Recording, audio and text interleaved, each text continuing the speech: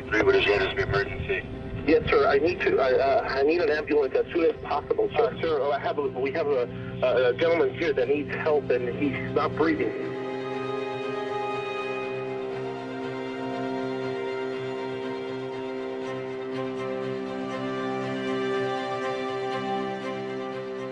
You're talking about Michael Jackson here.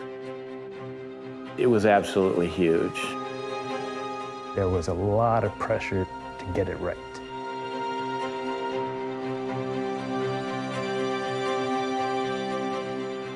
This isn't a man who should have died. He's not breathing yet. He's not breathing, and we're trying to pump him, but he's not. Okay. Okay, how old is he? He's 50 years old, sir. 50, okay. He's unconscious, he's not breathing? Yes, he's not breathing. When we were dispatched to a 50-year-old male, cardiac arrest, we think this is a viable patient. This is someone, if we get to in a timely manner, we can save. And then when I enter this room, opulent room with medical equipment in it, I realize there's something unusual here. What 50-year-old male would be laying in bed at noon with medical equipment? We're not looking at the patient at that moment, until my partner did. He looked up and whispered the name, Michael Jackson. When I realized who it was, I was surprised. We had no idea he was there. None of us had any idea who was living in our neighborhood. Did anybody witness what happened? No, just the doctor, sir. There was a man with our patient who identified himself as the doctor. And as such, I immediately asked him some information. What had happened? How long has this been going on? And he told me then that it had just happened. This was a patient to me that it seemed that he had not just passed away, that some time had gone by before we were notified. And in fact, later, when you're reflecting on this call, the days, the weeks, the months afterwards, one of the greatest regrets that all of us had was that we had not been called sooner.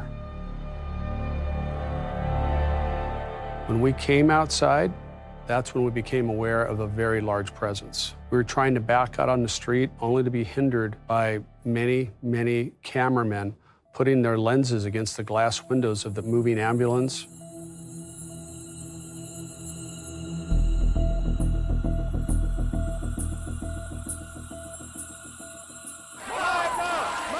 People seem to forget or don't realize about this investigation. It was a death investigation. It really wasn't a crime at the time. From the information that I had, it was probably an accident or natural, and we would find out that he had some pre-existing medical condition, and then we would be done. Just look at what we knew in the first hours of this. Taken to the hospital, there wasn't a bloody knife, there wasn't a smoking gun. There was nothing on the surface that would lead anyone to believe anything nefarious had occurred.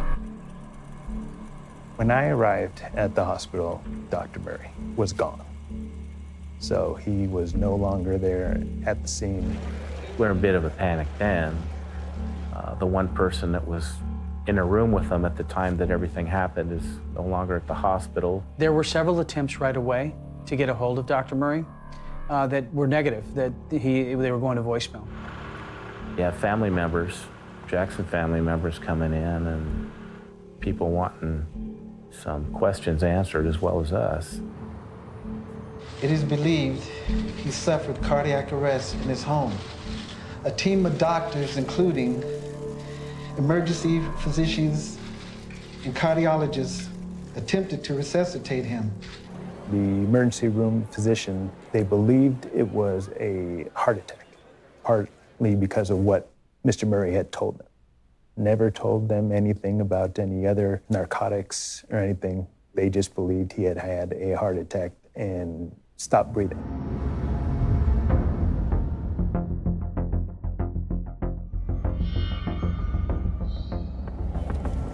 So here we are at the Carrollwood house.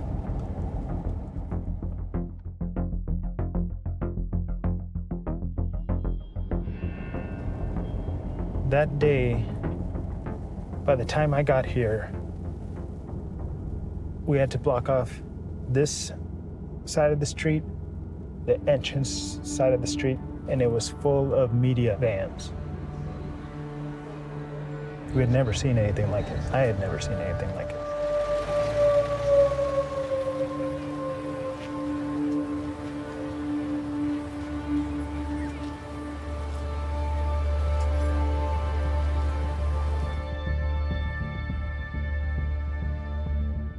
There was the room where Dr. Murray treated Mr. Jackson. And then there was a locked room, which was Mr. Jackson's bedroom. There's a fireplace in the room and it was roaring. So the room was very, very hot.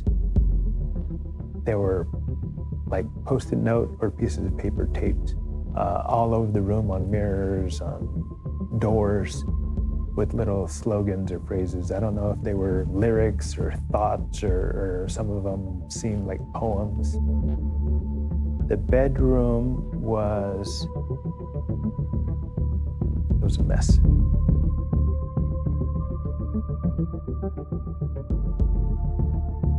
In the room where he was being treated, it did not seem like a room fit for any type of medical treatment. Not even like a home makeshift medical suite. It was just bare bones. I just remember going in there and there's an IV stand and a saline bag and just various medications strewn about. There was a computer on the bed. There was a lifelike doll on the bed.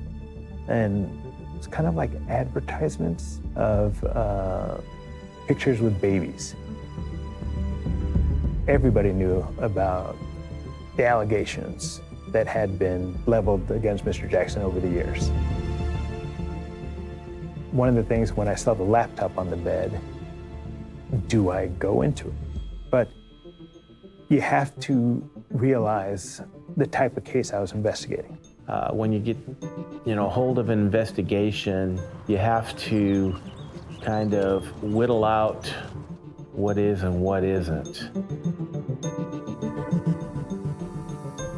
It's like with any case, you don't allow whatever the victim was into prior to his death. Your investigation is focused on how did he die and who was responsible for it. In the room where he was being treated, a bottle of Propofol had fallen on the ground and rolled under this moving nightstand. I didn't know what it did. That ended up being a huge deal later. I had no medical background whatsoever. My neighbor was a doctor. So I went to my neighbor and I asked him about it. And my neighbor was the one who got it started of, whoa, what is this doing here? This is only used in surgeries. This is used to put people under.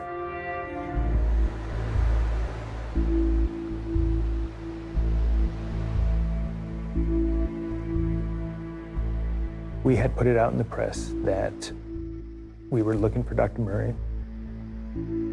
We still didn't think that there was anything criminal going on. The only thing that we knew was this surgery drug was at the location and it shouldn't have been there. The next day, get a call. His attorney has been in contact. He consents to an interview. So our plan was to let him talk. And that's what we did. So, how long have you been a doctor for Mr. Jackson?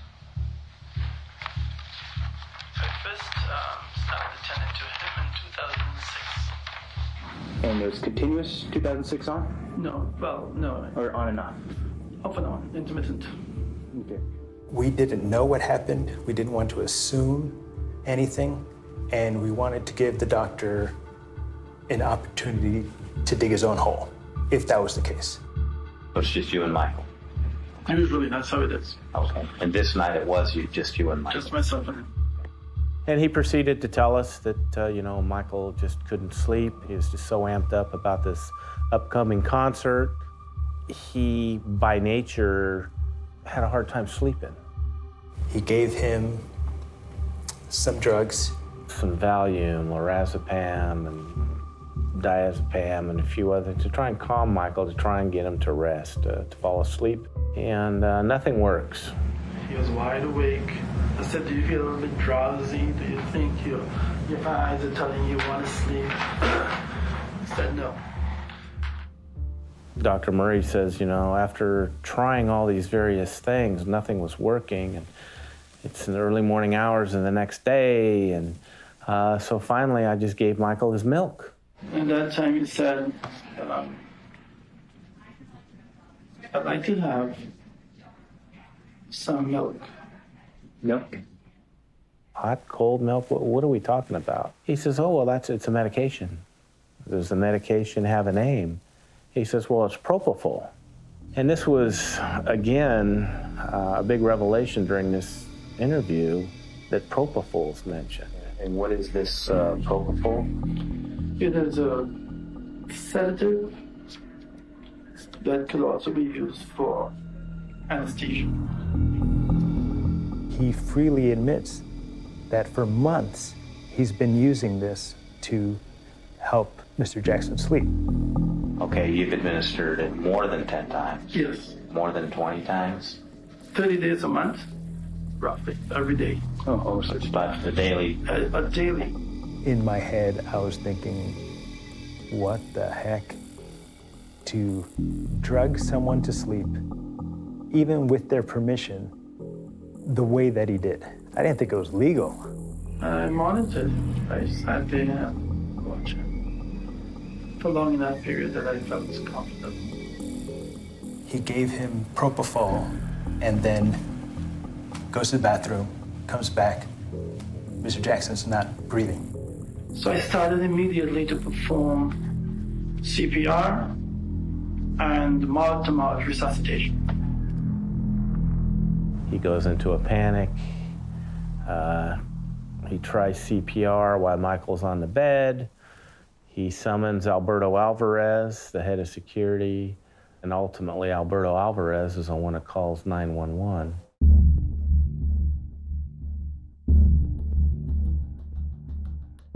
When we reviewed the CCTV at the mansion, we saw that he carried in a bag with him. And also the family and the security staff told us he would always carry a bag with him. When he went to the hospital, he did not have the bag with him. The biggest aha moment was when I had asked Dr. Murray where his bags were. Where's your bag where those syringes would be at now? Oh, really? I don't have them. I thought you left it there. He was assuming that we had it. You haven't got my bags? Once he realized we didn't have that, he's like, deer in the headlights look, if you will. Legally, we can search the areas that are relevant. It wasn't in the room that was relevant. If you walk into the dressing room and you turn right, at the high level top, the bags are left there with the items in it. In those moments, people aren't their sharpest. They're not thinking the best. So it's our job to take those little mistakes that people make and build a case on them.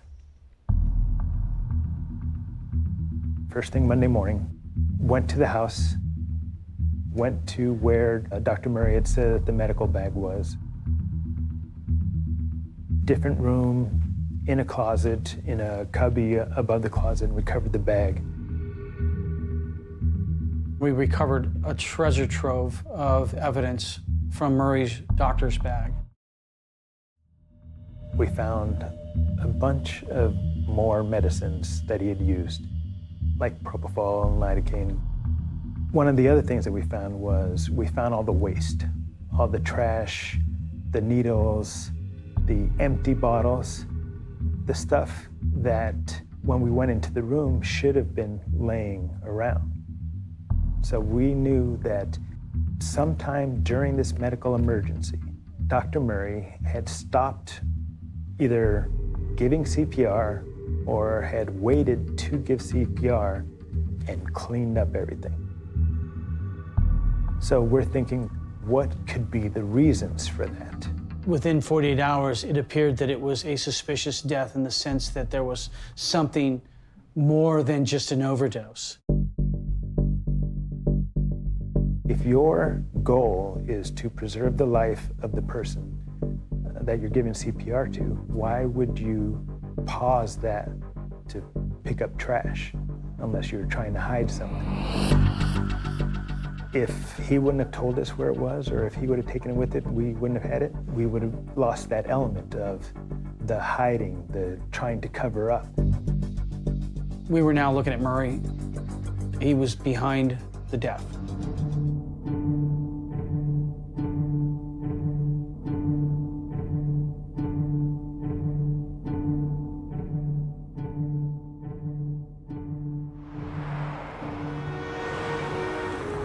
Not only do you have to do what you can for the victim, but you also have to take into account the organization.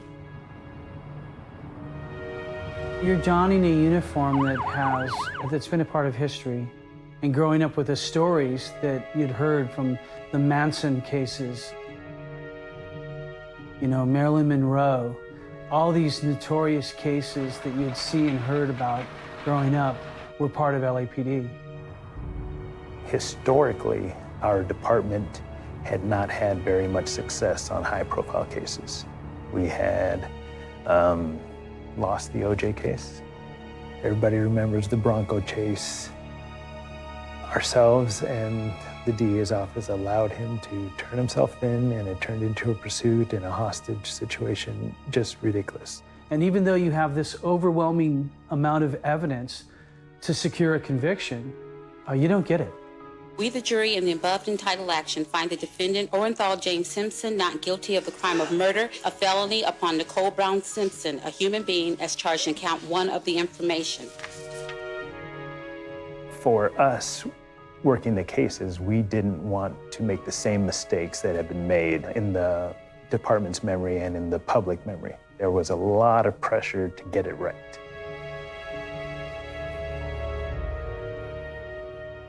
Me personally, I thought that it was going to be horrible.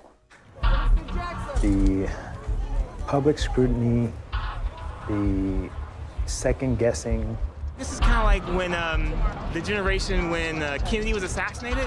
I now will remember that I was in Times Square, you know, when I found out that Michael Jackson passed away. There was a lot more pressure, if you will. There was a lot of eyes on us, obviously, to get the job done. It was daunting at times.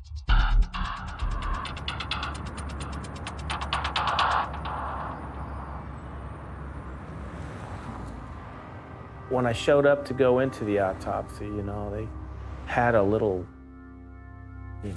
cover over the window, and they're looking to make sure it's just me and no one else is around, and they open the door and they usher me in right away and close the door and lock it. And I'm like, oh my gosh, you know, we're in a controlled environment. This is your office. This is a coroner's office. So what's the problem? Everything had been cleared out of there. I remember it being close to 5 hours long. It was extraordinarily long.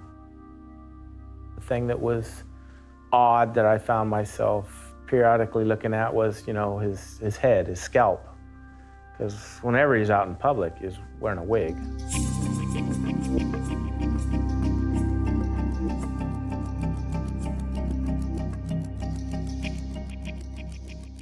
Looking at his scalp and the top of his head and being, you know, severely scarred, hardly any hair at all on the sides, to what he would look like in public with the flowing hair. That was, you know, a bit different. Not defending his use of prescription medicine by any means, but, you know, when you experience something like that, it kind of opens up the door for painkillers and whatever else that may lead to. But other than that, it truly just, let's do this and get it done, yeah. Blood is drawn, and then that blood is sent to a toxicology unit. So the initial autopsy didn't show much, you know, nothing much that you wouldn't be shocked a 50-year-old body would have. He was relatively healthy. You know, this isn't a man who should have died.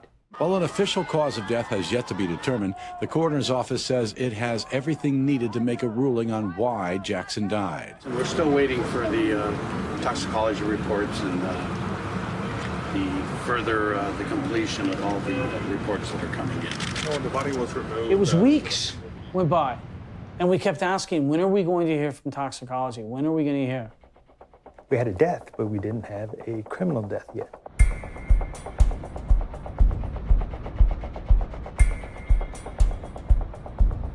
It's official. Michael Jackson's death was a homicide.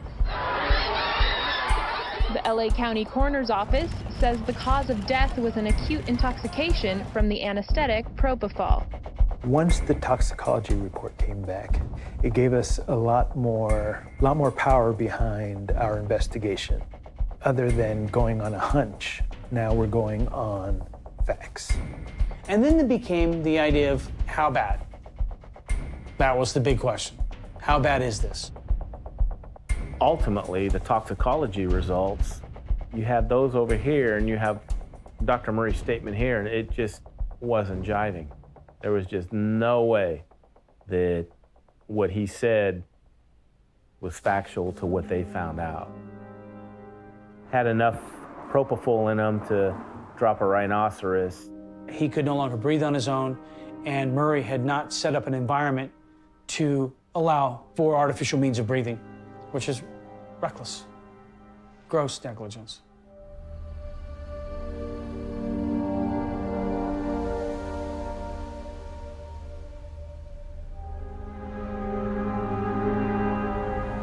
This is a bottle that people pee into when they're bedridden. This was found at the bedside and it was full. He used the restroom without having to get out of bed. What it made us think was that he was completely incapacitated, that someone was caring for him to that extent. Seeing things like this, I realized that he wasn't being helped to fall asleep. He was being kept under. As a consequence, not having the strength or the ability to get up and go to the restroom, just take care of business and continue sleeping.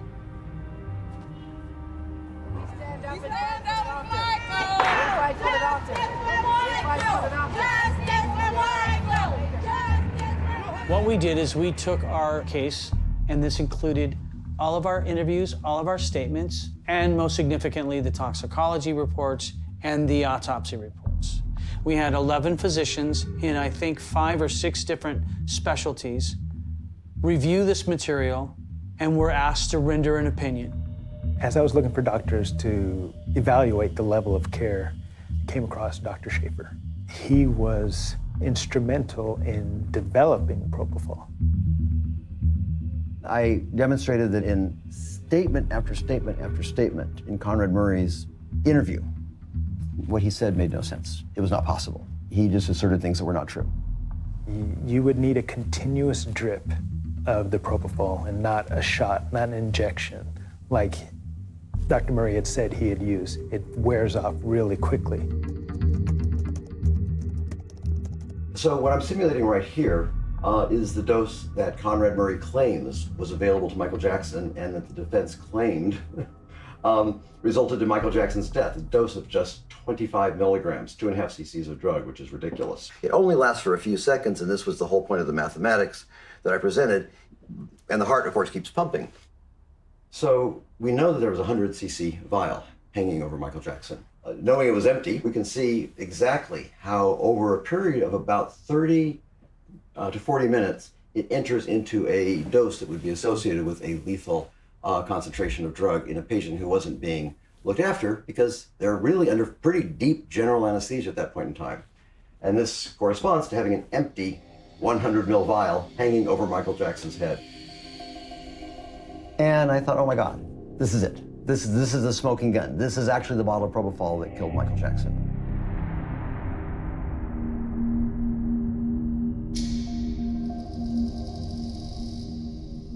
What we discovered was one of the IV bags had been emptied.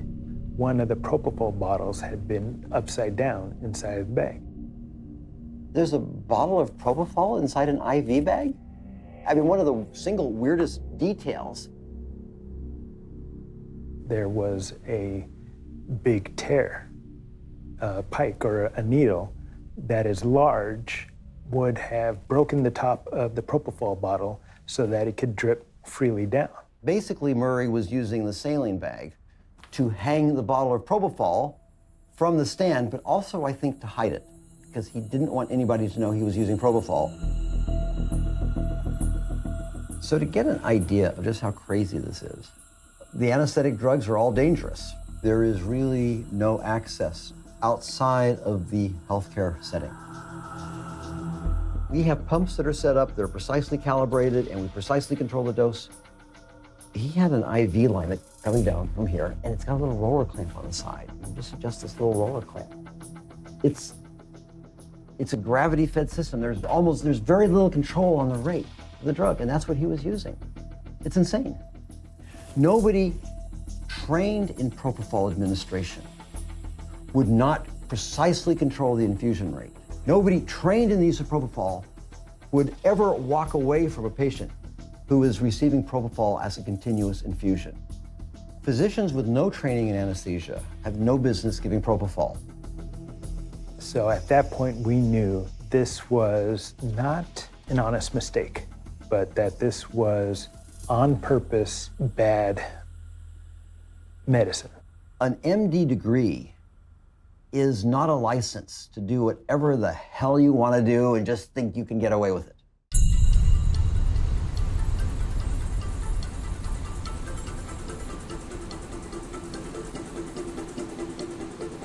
One of the challenges in the investigation was the uncooperative witnesses. One of those was Dr. Murray's girlfriend. When we finally served the search warrant at her apartment, the whole place had been cleaned out. There was nothing to show that Dr. Murray had been there, stayed there, frequented there at all. Fortunately, they had missed behind one of the bookcases. Behind one of the bookcases, we found a receipt for a pharmacy. That led us to the Propofol. These items here are what we found at Nicole Alvarez's house.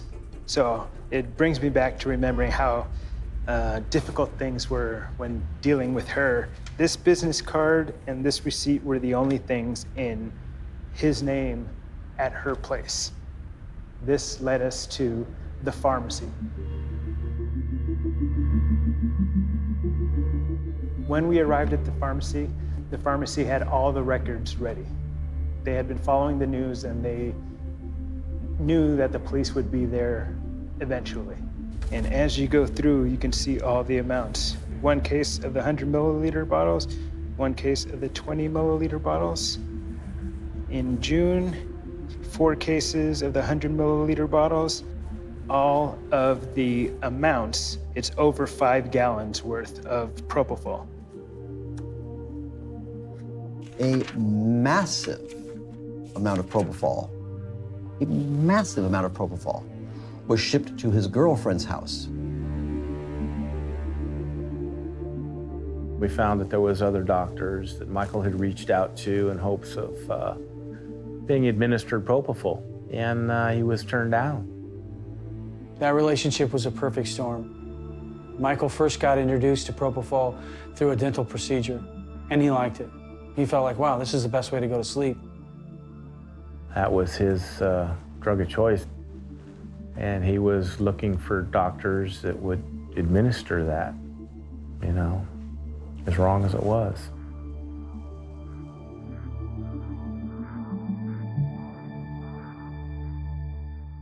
Usually you think of a doctor as someone very successful and ethical and distinguished. Why they would risk a patient's life for anything. What would make it worth it?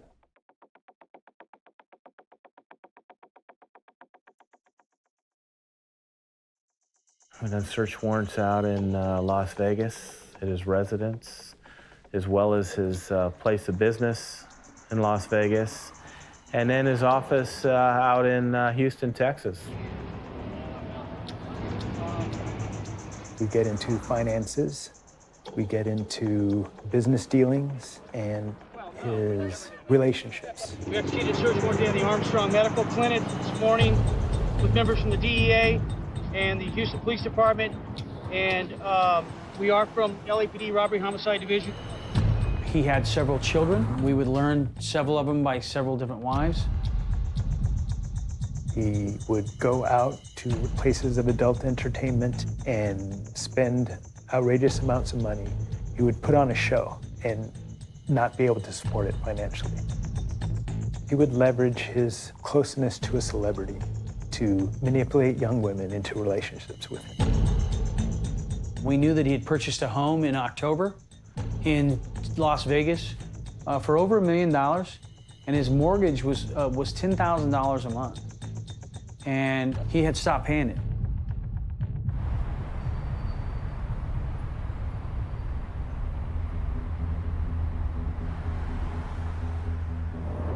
He had censures from different states where he practiced medicine.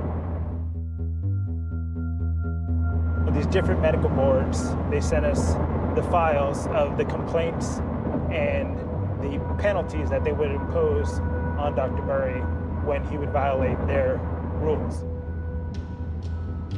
We saw a pattern of sloppy behavior. A private physician to Michael Jackson, and here he is, just an absolute mess, you know? Yeah, surprising.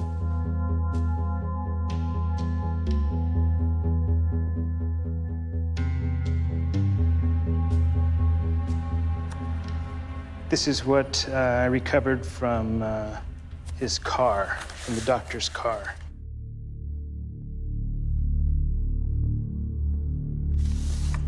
This was the contract as we first found it. The agreement between Dr. Murray, AEG, and Mr. Jackson. The producer shall remit payment to Dr. Murray in the amount of $150,000 per month.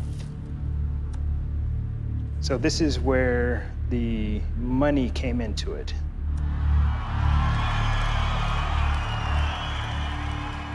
Michael started working, preparing for this huge comeback tour, and that's when he had reached out, Michael, and told AEG that he wanted Conrad Murray with him. And initially AEG's like, you know, London's not a third world country. They have fabulous doctors over there. What do you need your own physician for? And Michael's response to his managers were, listen, the President of the United States has a physician, travel with him. I want a physician to travel with me. Dr. Murray agreed to go ahead and accompany him and provide Michael with what he wanted.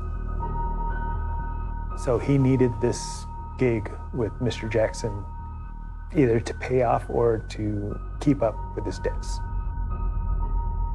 He had the right motive. He needed money.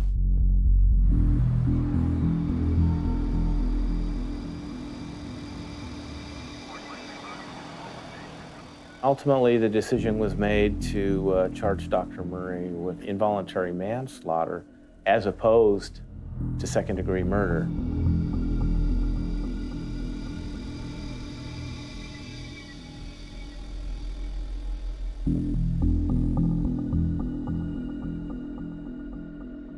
The DA's office didn't want another high-profile failure.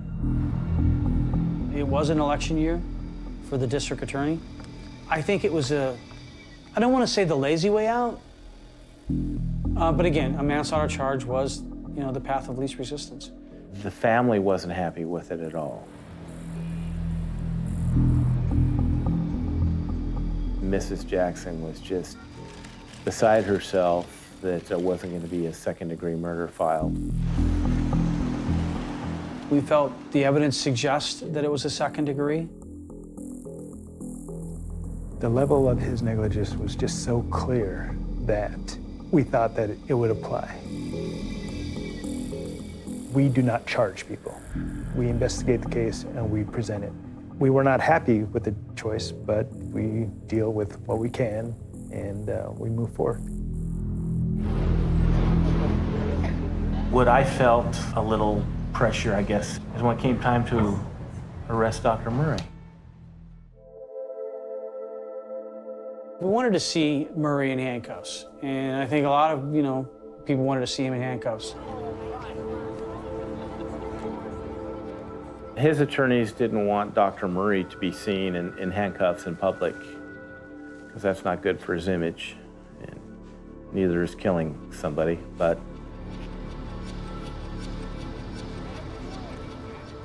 behind our backs, the DA's office made that agreement with Dr. Murray's attorneys. the doctor turned himself in, voluntarily surrendered. You know, I'm of the opinion that regardless of who you are, what walk of life you come from, if you've done wrong, then you need to answer for that.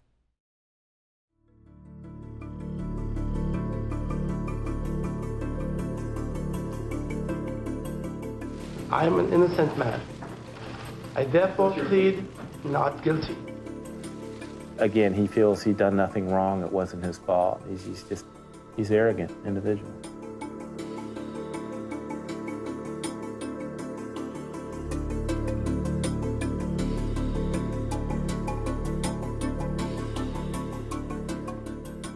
Conrad Murray figuratively and literally abandoned Michael Jackson. We looked at Murray's phone records. That was a big, huge piece. We could see Murray on his phone at certain times. He left this vulnerable man filled with Valium and midazolam and lorazepam and Propofol with no medical monitoring equipment, no necessary resuscitative equipment. He left him there, abandoned him to fend for himself. So as far as stepping away for a minute and going to the bathroom and coming back and, oh my gosh, Michael's dead, no. He was sending emails, reviewing a contract, and he was also on the telephone with various people.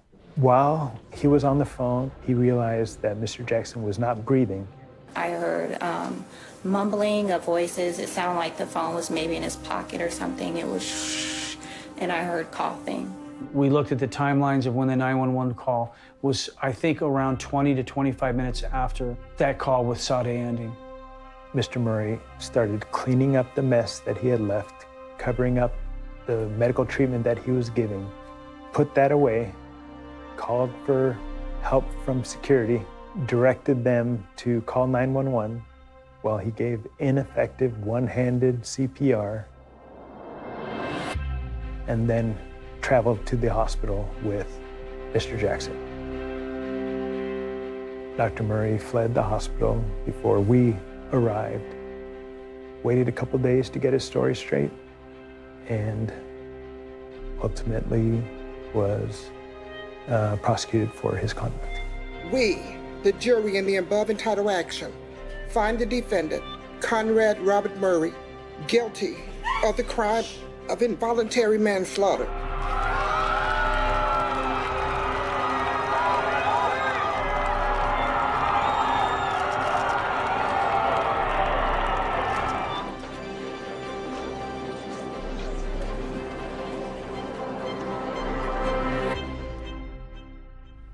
That's how that turned out.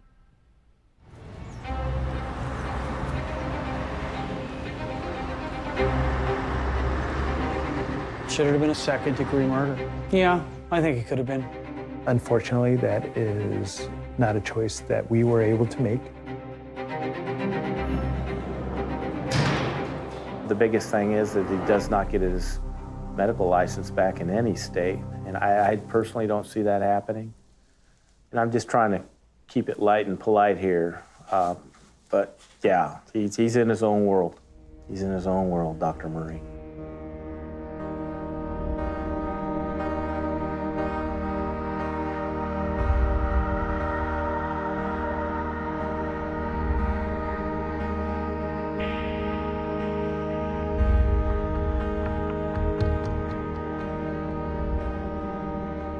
I think that this case, we actually have the answers. We won't be in that book of unsolved murders, all the big ones where we failed.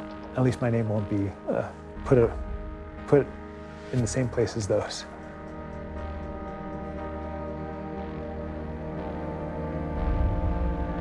It's something I'll never forget, obviously, the rest of my life. One hell of an experience. Yeah, no regrets.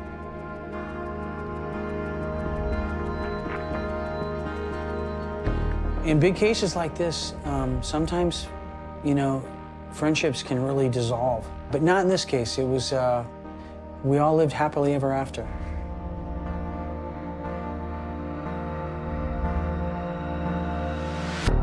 As soon as this one was over, it comes to, this is what we expect of you. You get your next murder and you move forward.